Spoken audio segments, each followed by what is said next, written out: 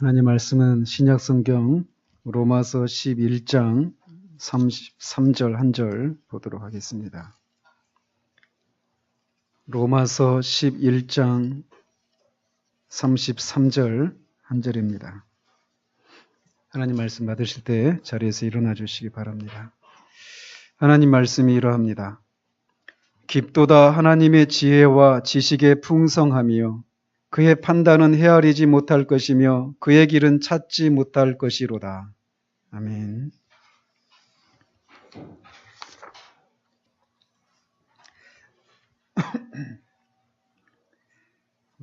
지난주에는 하나님의 불변성의 교리 중에서 하나님의 영원하신 작정이 변함이 없다라고 하는 사실에 대해서 우리가 살폈습니다. 우리는 지금 소위 하나님의 속성 또는 하나님의 성품에 대해서 살피고 있는 중입니다. 저는 염려되는 것은 우리가 이렇게 하나님이 어떤 분이신가를 이렇게 살펴가는 이런 것들이 그저 우리 안에 이렇게 정보로만 남는 일이 있을까 하는 것 때문에 염려가 됩니다. 우리가 섬기는 하나님이 어떤 분이신지를 아는 것이 그분을 더욱 사랑하고 그분을 더욱 경배하고 의지하게 되는 일로 나타나야 되는데 그렇지 않고 하나님의 속성을 아는 것으로 하나님이 그런 분이셨구나 라고 하는 그렇게 끝나버린다든지 아니면 여기에서 들은 말씀을 들을 때는 어떤 위로를 얻고 힘을 얻다가 실제 우리의 삶에 어떤 상황이 딱 부딪혔을 때는 그 하나님은 아무 낄 자리가 없으신 것 같은 그런 식의 삶이 되어서는 안 된다라는 것입니다. 우리는 하나님이 어떤 분이신지를 알면 이것이 우리의 구체적인 삶 가운데 우리가 어떤 상황에 직면할 때마다 하나님이 그런 분이시지 라고 한 생각들을 가지고 그분을 의지하며 나아가야 한다는 것이에요. 그리고 그 구체적인 삶 가운데서 하나님이 정말 그런 분이신가가 이렇게 드러나는 이런 삶을 살아야 한다는 것이죠. 이게 바로 신앙입니다. 신앙이 한자로 참 굉장히 좋은 한자 같아요. 믿을 신자 바라볼 앙자예요. 믿고 바라보는 거예요. 하나님이 그런 분이시다라고 하는 것을 믿고 우리가 바라는 것입니다. 그분을 의지하는 것이에요.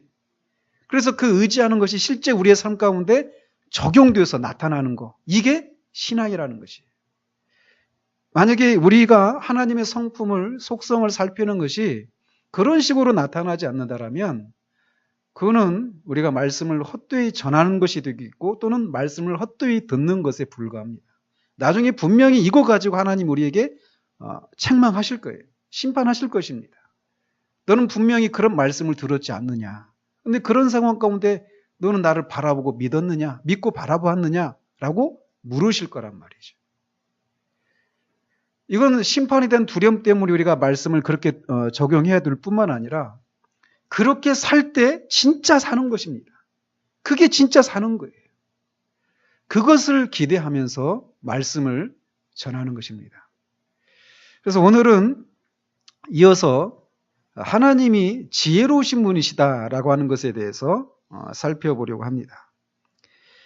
한치 앞을 내다볼 수 없어서 늘 무엇을 어떤 상황 가운데서 우리가 뭘 선택해야 되는지 이거에 대해서 몰라서 불안해하고 그렇기 때문에 항상 실수하고 후회를 일삼는 우리에게 우리가 섬기는 하나님이 지혜로운 분이시다라고 하는 사실을 아는 것은 얼마나 큰 위로가 되는지 모릅니다. 저는 말씀을 준비하면서 이 하나님이 이런 분이시다라고 하는 것을 여러분에게 막 소개시켜드리고 싶어요. 하나님은 정말 지혜로운 분이십니다. 성경은 여러 곳에서 하나님이 지혜로우신 분이시다라고 말하고 있습니다. 예를 들어서 지혜와 권능이 하나님께 있고 계략과 명철도 그에게 속하였나니 라고 욥이 말합니다.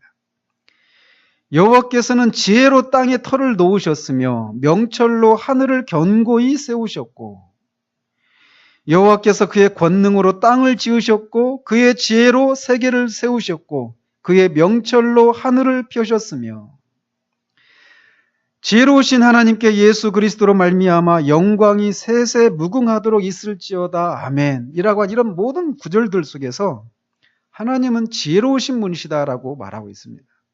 저는 지금 몇 구절만 인용해 드렸지만 하나님이 지혜로우신 분이시다라고 말하는 성경에 굉장히 많은 구절에서 그런 얘기를 하고 있습니다.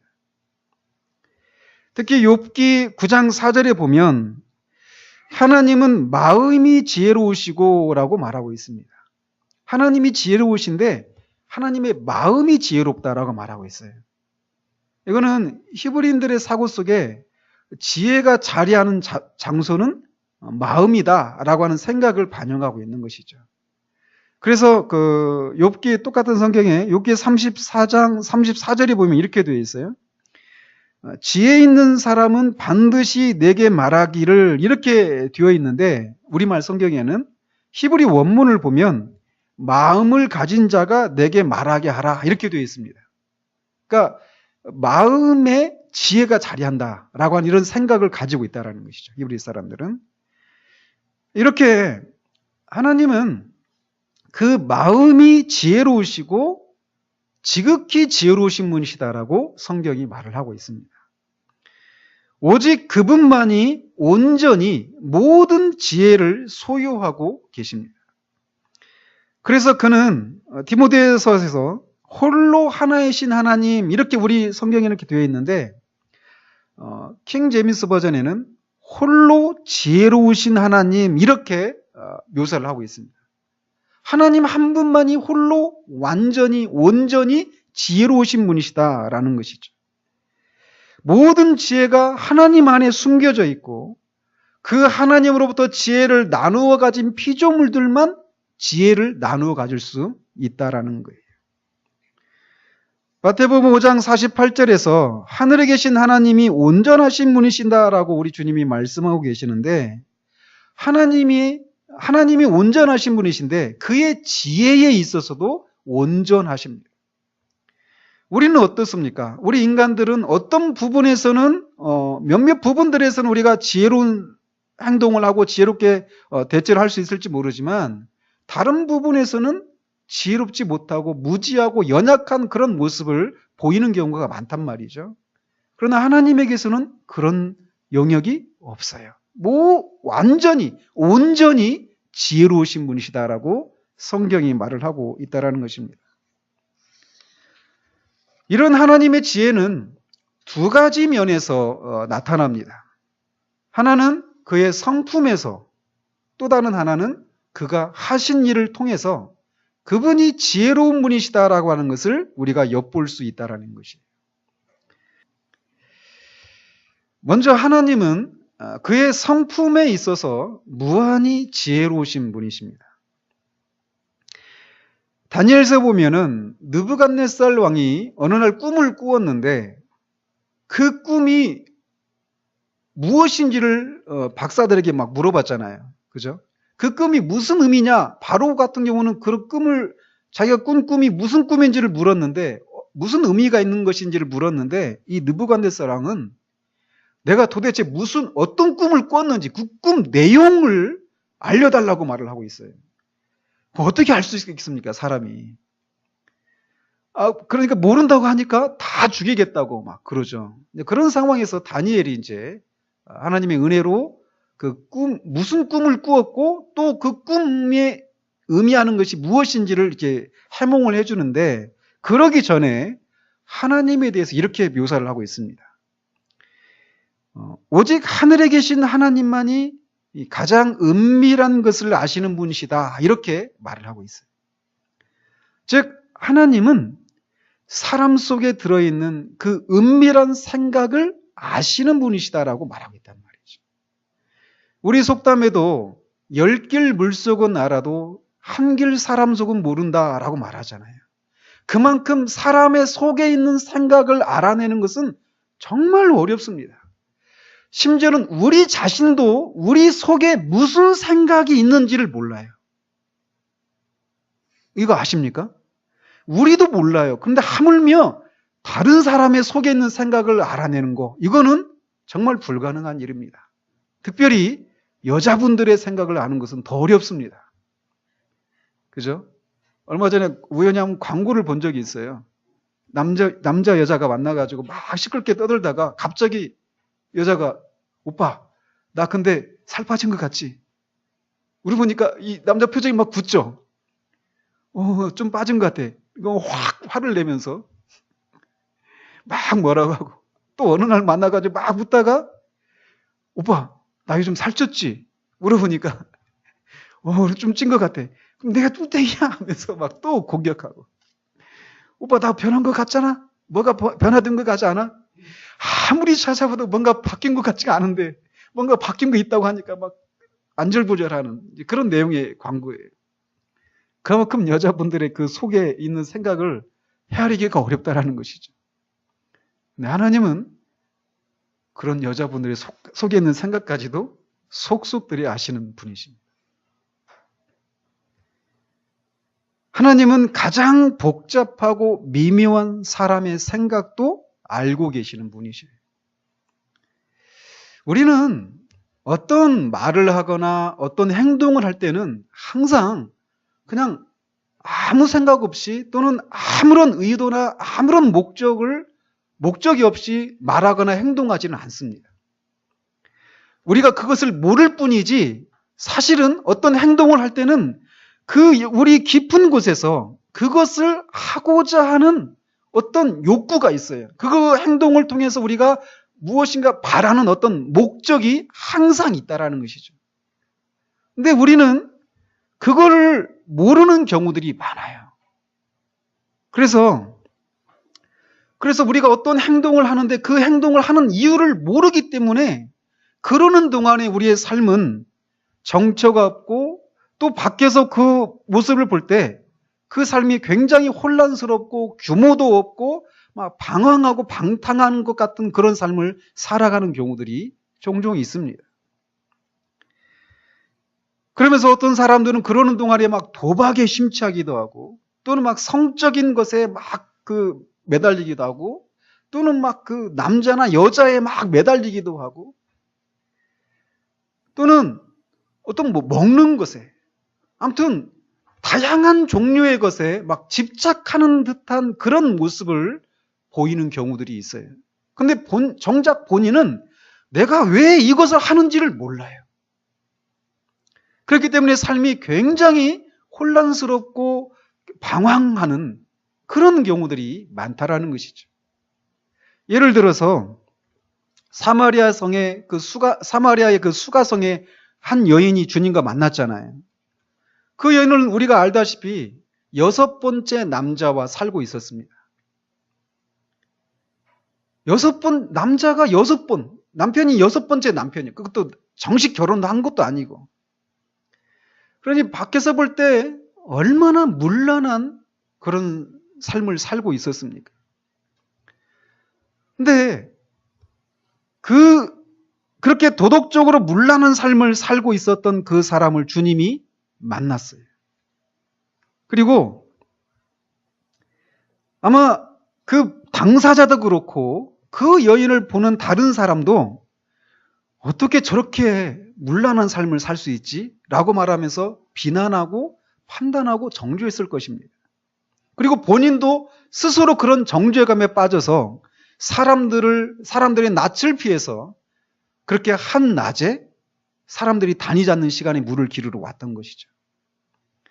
근데 마찬가지예요. 우리도 누군가 주변에서 그런 삶을 살고 있는 사람들, 막 도박에 빠져 있는 사람들, 막 성적인 것에 막 빠져가지고 문란한 삶을 살고 있는 사람들, 막 술에 취해 있는 사람들, 뭐 다양한 종류의 삶을 살면서 무너지고 문란한 그런 삶을 살아가고 있는 사람들을 우리가 볼 때 우리는 쉽게 하는 행동은 왜 저렇게 살지? 하면서 판단하고 정죄하고 비난하기 쉽습니다. 그런데 주님이 그 여인을 만났을 때 주님은 그렇지 않으셨어요. 주님은 그 여인조차도 알지 못했던, 더더군다나 밖에 있는 사람들은 더 몰랐죠. 왜 여인이 그런 삶을 살 수밖에 없었는지 그 여인의 그 영혼 깊숙한 곳에 있는 그 영혼이 쩍쩍 갈라질 것 같은 그 영혼의 목마름을 주님은 간파하셨어요.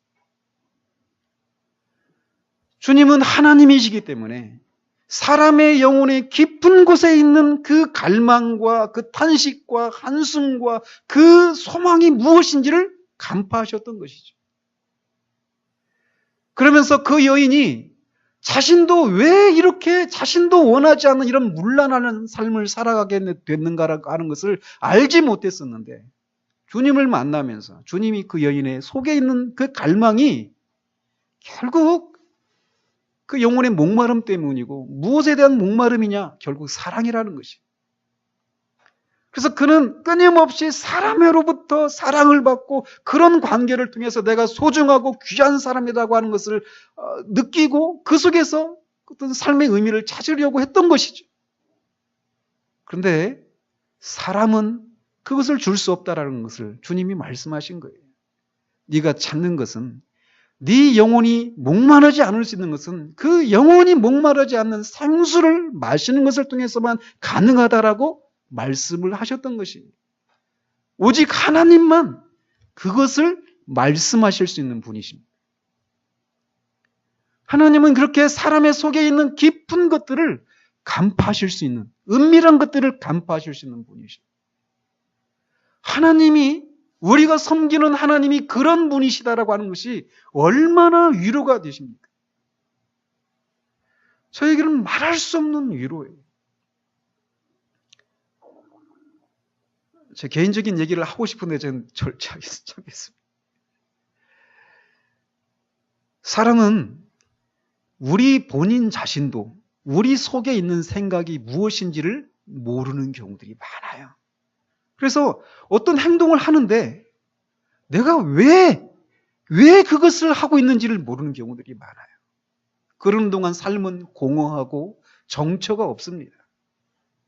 주님이 우리 속에 있는 것들을 깨닫게 하시고 하나님 안에서 우리의 존재를 찾을 수 있다라고 하는 것을 말씀해 주실 때 우리의 삶은 다시금 막 살아납니다. 다시금 모든 것이 의미를 가지게 되고 삶의 목적을 찾게 되는 일이 일어나요. 하나님은 지금도 그런 일을 하고 계십니다. 제가 한 3주 전부터 어떤 형제로부터 갑작스러운 전화를 받고 일종의 상담 같이 하고 있어요. 근데 결혼이 완전히 파국으로 이제 도장 찍자 이런 상황까지 갔어요. 그리고 그렇게 하는 동안에 하나님도 없어요. 두 사람이. 하나님도 없어요. 그냥 싫고 서로가 미운 것도 아닌데 그냥 힘들고 싫고 그 형제 같은 경우는 막 죽고 싶다는 얘기를 수없이 합니다. 엊그저께까지, 어제까지 그랬어요. 어제까지. 오늘 좀 오라고 막 했는데 이번 주에는 한번 3시간 40분인가를 통화를 했습니다. 손이 얼마나 아프던지. 완전히 절망이었어요. 오늘 아침 문자를 받았어요. 오라고 전화 문자를 했는데 못 온대요. 근데 마음을 바꿨어요. 하나님 안에서 처음부터 다시 시작해야 되겠다. 어떻게 그렇게 된 줄 아십니까? 우리 카페에 있는 찬양을 듣고 그랬어요. 찬양 가사를 들으면서 하나님께서 그것을 사용하셔서 그 형제의 그 깊은 곳에 있는 것들을 터치하셨던 거죠. 들으세요. 제발 들어와서 들으세요. 여러분의 영혼을 위해서 권합니다. 하나님은 이렇게 우리 영혼의 깊은 곳에 있는 것들까지도 간파하시는 분이십니다. 이것이 또 부정적인 측면에서도 마찬가지입니다. 하나님은 우리 속에 있는 깊은 것을 아셔요. 그래서 사람이 아무리 교묘하게 죄를 짓는다 하더라도 하나님은 그 속에 있는 그 가면을 벗겨내실 수 있는 분이십니다. 하나님은 모든 것을 간파하실 수 있는 그런 온전한 지혜를 가지고 계신 분이시오. 그는 장래에 일어날 모든 우연한 사건들을 알고 계시고 미리 내다보십니다. 그는 일의 시작에서부터 벌써 그 일의 끝을 알고 계시는 분이시오. 모든 일들은 그의 앞에 그냥 명확한 모습으로 나타나게 된다는 것입니다. 그리스도 안에 있는 우리를 바라보는 방식도 그렇게 바라봐요. 제가 몇 주 전에 진정한 소통을 바라며 이런 설교를 한번 한 적이 있죠.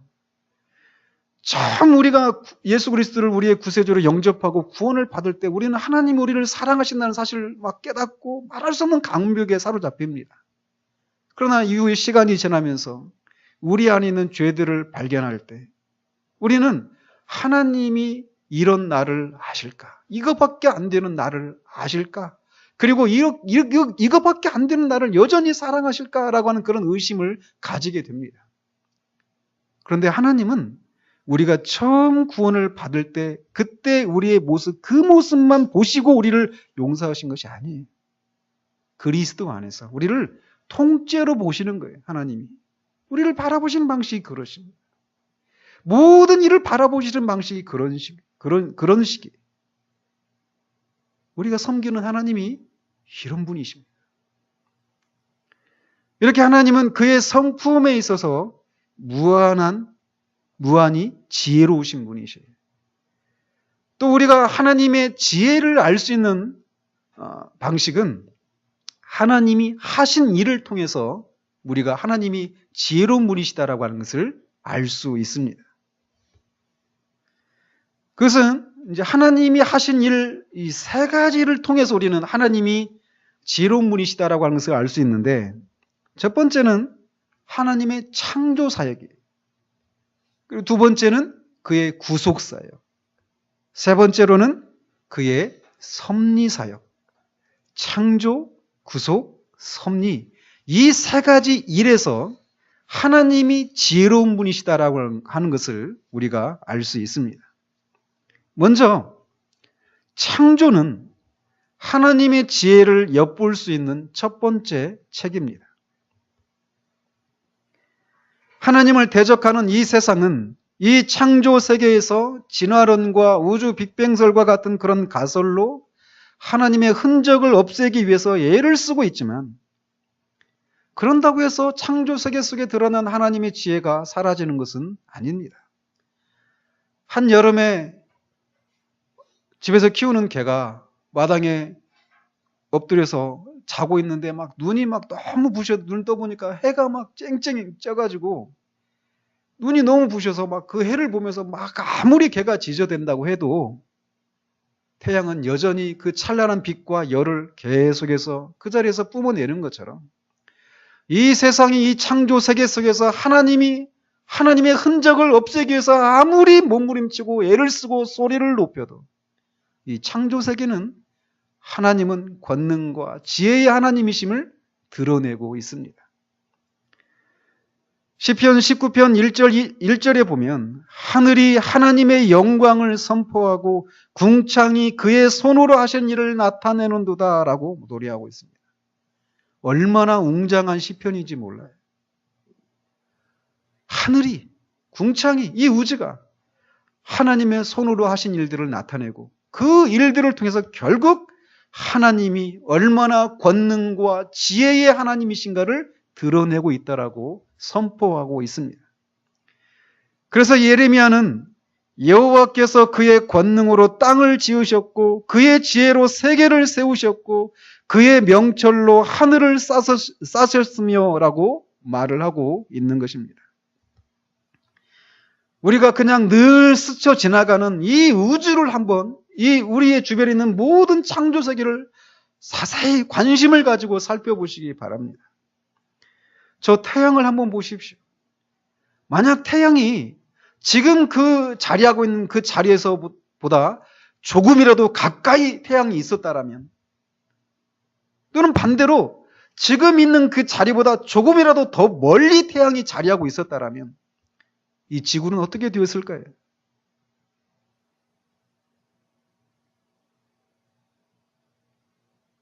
만약 이 지구가 온통 여름만 존재하고 있다면, 또는 반대로 온통 겨울만 존재한다면 이 지구는 또 어떻게 되었을까요?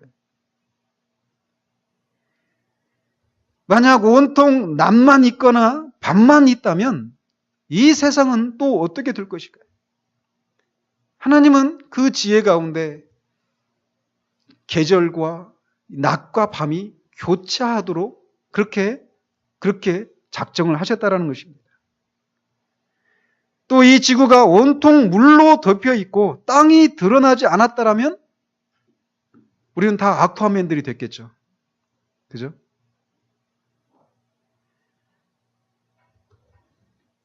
또 물에서 드러난 땅 위에 풀이나 꽃이나 나무가 없이 그저 땅과 바위만 있었다면 이 지구는 얼마나 황량할까요? 그러나 우리가 알다시피 이 봄이면 우리는 천지에 푸릇푸릇하고 울긋불긋한 그 많은 꽃들과 나무와 풀들을 봅니다. 하나님에게는 그런 지혜가 있으신 것이죠. 이 지구에 살고 있는 가장 작은 생물들이라고 하더라도 그들이 살아가는 그 신비로운 그 생활 방식들을 살펴보십시오. 꽃들의 모양과 그 향기와 과일들의 그 맛, 그 독특한 맛을 생각해 보십시오. 저는 여러분들에게 욥기 38장에서 41장을 읽어보시기를 권합니다. 거기에서 하나님은 하나님이 이 세상을 창조하신 그 세계를 욥에게 들어서 말씀하시면서 그 속에 드러난 그 섭리와 지혜를 네가 알 수 있느냐라고 묻습니다. 그러나 그 질문에 욥은 한마디도 대답을 하지 못하고 있는 것을 봅니다. 왜냐하면 우리의 생각으로 그 창조 세계 속에 드러난 그 하나님의 지혜를 다 헤아려 알 수 없기 때문에 그래요. 그렇게 이 창조 세계 속에서는 하나님의 지혜가 들어 있습니다. 우리가 학문을 하는 목적도 거기에 있는 것이에요. 거기에서 하나님의 지혜를 발견하는 것입니다. 그리고 그 하나님을 찬양하는 거예요. 사랑하는 것입니다. 예배하는 것입니다. 학문의 목적이 바로 그런 것에 있는 것이죠. 또한 이 자연뿐만 아니라 우리 사람들의 면면을 보십시오. 어제도 이런 상상을 하면서 막 굉장히 제 안에서 막 웃음이 나오더라고요. 만약 이 세상에는 남자와 여자가 있는데 남자는 다 한 사람, 다 똑같은 한 사람. 왜 우리 그런 얘기 하죠. 부모가 날 낳아주시고 성형외과 원장님이 날 만들어주셨다. 이런 얘기들 하잖아요. 그래서 성형외과 가면 다 똑같은 사람이 나오잖아요. 그죠? 이렇게 만들어주세요. 다 똑같은 사람, 공장에서 찍어내지 막 나옵니다. 그런 것처럼 만약 여기에 있는 우리 이 사람들만이라도 만약에 다 똑같이 생긴 사람만 있다고 생각해 보십시다. 누가 내 아내인지, 누가 우리 자식인지, 외모뿐만 아니라 성격도 한 가지 성격밖에 없어. 또 재능도 한 가지 재능밖에 없어.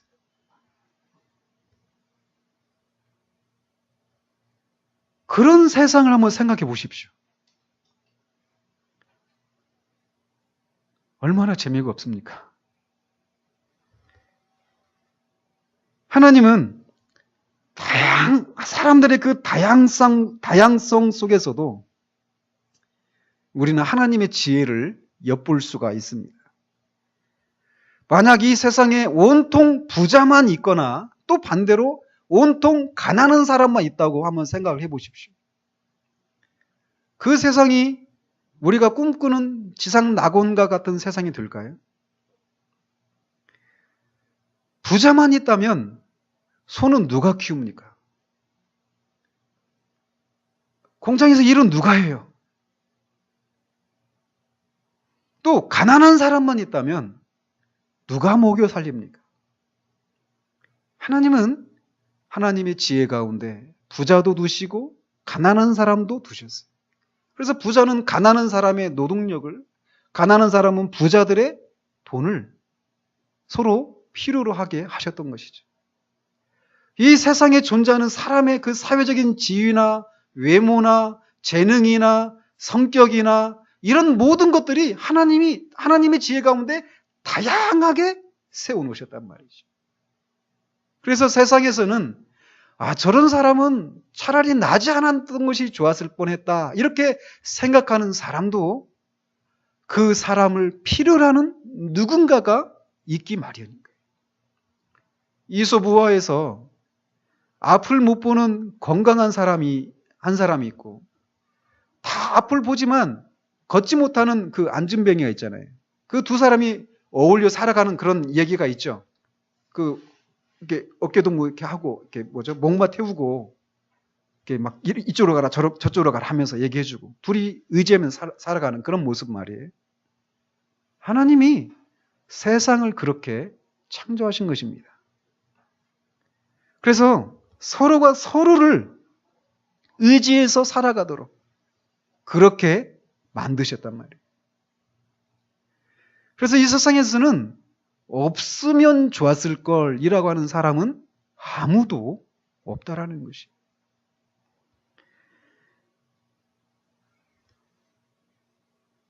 예전에 TV에서 본 드라마가 있는데,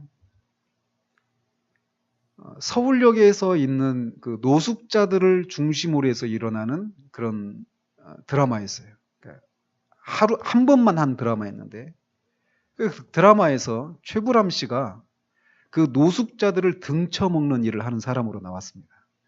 완전히 파격이죠. 야비한 사람으로 나왔어요. 근데 어쨌든 그 내용 속에 그런 내용이 있어요. 어떤 그 종교단체에서 그 사람들을 이렇게 갱생시키는 그런 프로그램 중에 하나가, 이제 그 중에 하나가 그 사람들을 막 취직을 시켜주는 거예요. 근데 그 중에 한 사람을 데려갑니다. 그 취직을 시켜주러 가요. 근데 그 사람에게 당신이 데려가고 싶은 사람 한 명을 더 데려갈 수 있다, 이렇게 얘기를 해요. 근데 그분이 데려간 사람이 누구냐면 이 고시생이었어요. 고시를 계속 보는데 1차만 되고 계속 낙방. 고시병이 있잖아요. 조금만 하면 될 것 같은데 안 되고 해서 계속 몇 년 그 사람은 10몇 년을 고시 공부하다가 완전히 이제 실패하고 폐인이 되어버린 거예요. 그래가지고 술만 먹으면 막 난리를 칩니다. 사람들한테 깽판을 치고 깨고 사람 죽이겠다고 난리를 치고 그런 사람이에요. 근데 하필 그 사람을 데려가겠다라는 거예요. 그러니까 하고 많은 사람 중에 왜 당신한테 오히려 해코지할 것 같은 그 사람을 데려가려고 하느냐, 이렇게 물어보니까 자기가 어렸을 때 겪었던 얘기를 해줍니다. 자기 엄마랑 어느 명절 때 큰 집에 이제 명절을 새러 갔나 봐요. 근데 이제 명절을 마치고 집에 돌아와야 되는데 이 차도 없고 그런 때 이 산을 지나서 와야 됐나 봐요. 밤에 말이에요. 얼마나 무섭겠어요. 근데 꼭 가야만 되는 그런 상황이었답니다. 그래서 엄마하고 어렸던 자기하고 이제 그렇게 엄마가 손을 잡고 막 그 산을 통과해서 가는 거예요. 그런데 그 산을 가는데 얼마나 어린 마음에 무섭겠어요. 근데 가는 중간에 막 손을 잡고 가면서 엄마가 자꾸 누구야? 엄마가 같이 가니까 무서워하지 마? 하면서 그렇게 하면서 그 산을 막 넘어갔어요. 근데 정작 집에 도착하고 나니까 엄마가 자기 아빠를 붙들고 엉엉 울더랍니다. 사실은 엄마가 더 무서웠던 거예요. 그러면서 그 무서운 산길을 통과하면서 그 어린 그 아들이 의지가 됐던 거예요. 그 엄마한테 그 어린 아들, 힘도 없는 아들이 무슨 의지가 되겠습니까? 그런데 의지가 됐던 거예요. 하나님은 사람을 그렇게 창조하셨습니다. 우리의 전적인 도움을 받아야 될 것 같은 사람, 완전히 뇌성마비에 말도 못하고 움직이지 못하는, 대소변도 못 가리는 그런 사람. 그래서 철저히 다른 사람의 도움을 받아야 되는 그런 사람. 그가 다른 사람한테 무슨 유익을 끼칠 수 있고 도움이 될 수 있겠습니까? 그런데 그럴 수 있다라는 것이. 그런 사람을 보면서 영혼이 막 내가 얼마나 욕심으로 가득한 사람인가. 그걸 보는 거예요. 아무런 말도 않고 아무런 행동도 못해요. 근데 그런 사람을 보면서 스스로 그 영혼이 자기한테 말하는 것을 듣는 거예요. 오늘 오려고 했던, 아까 제가 처음에 말씀드렸던 그 친구도 부인이 청각장애, 말을 못해요. 듣지도 못하죠. 근데 그 자매 앞에 있으면 어떤 사람들은 운대요. 그 자매가 불쌍해서 우는 게 아니라 자기 자신이 그 자매의 그 영혼 앞에서 얼마나 불결하고 더럽고 욕심으로 가득 찼는지를 보고 운다라는 거예요.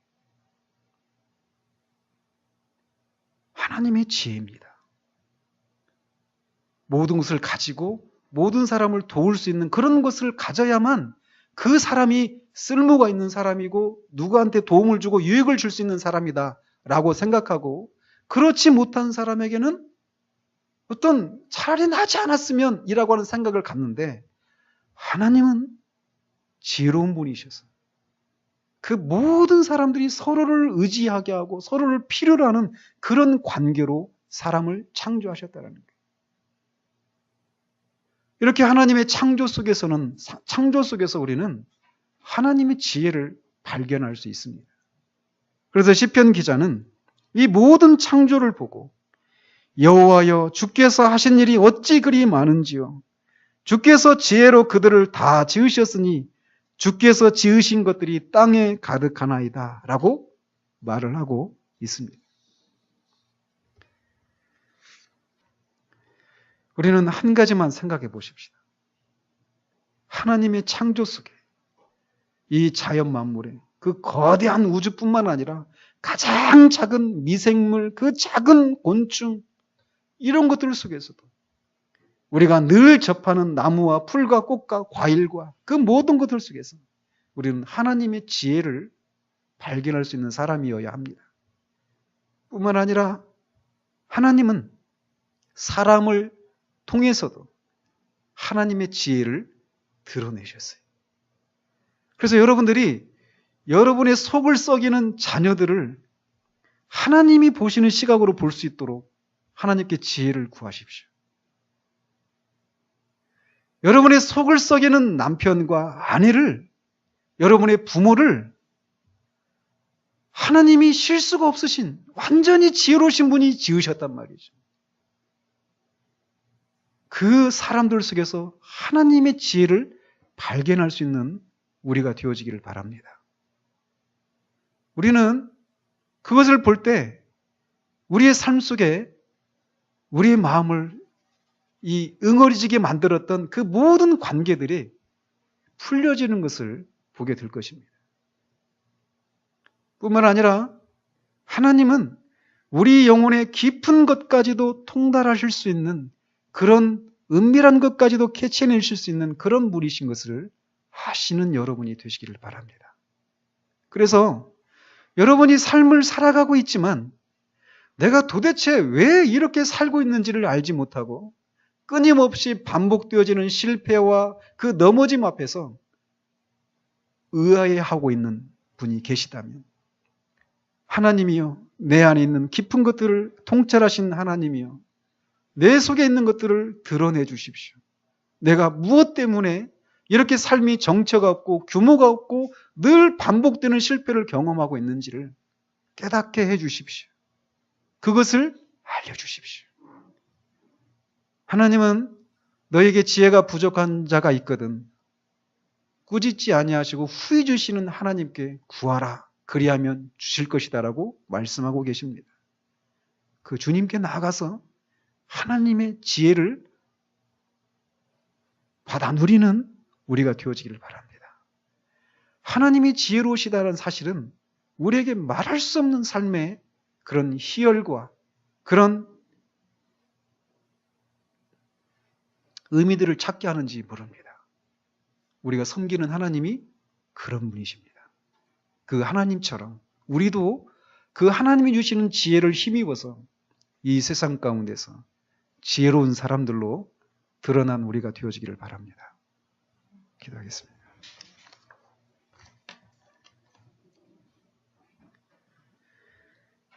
하나님 아버지, 감사합니다. 하나님이 지혜로우신 하나님이신 것을 인하여 감사를 드립니다. 그렇기 때문에 하나님께는 실수가 없으십니다.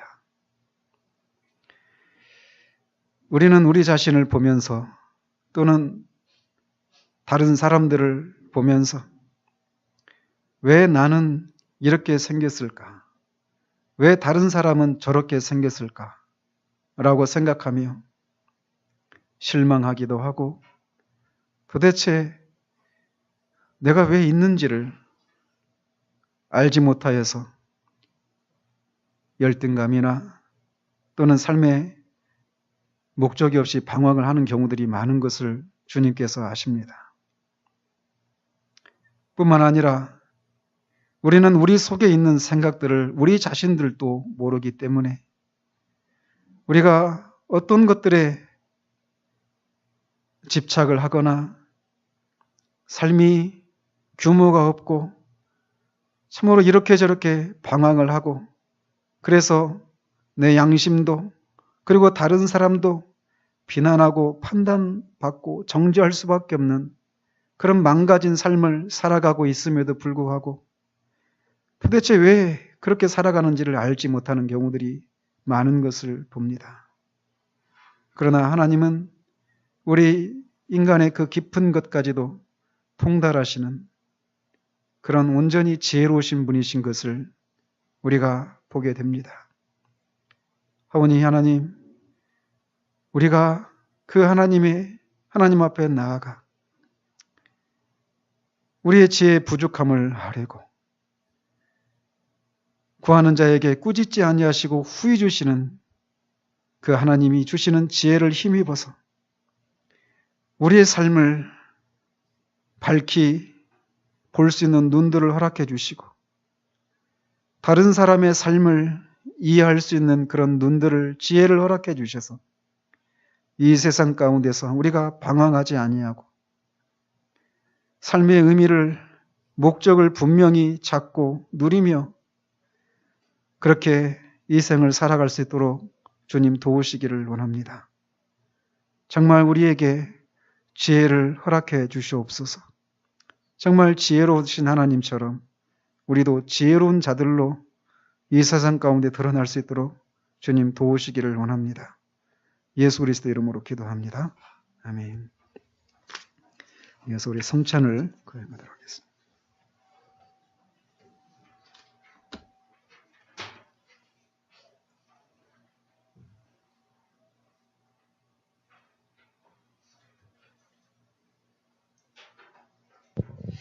기도하고 성찬을 거행하겠습니다.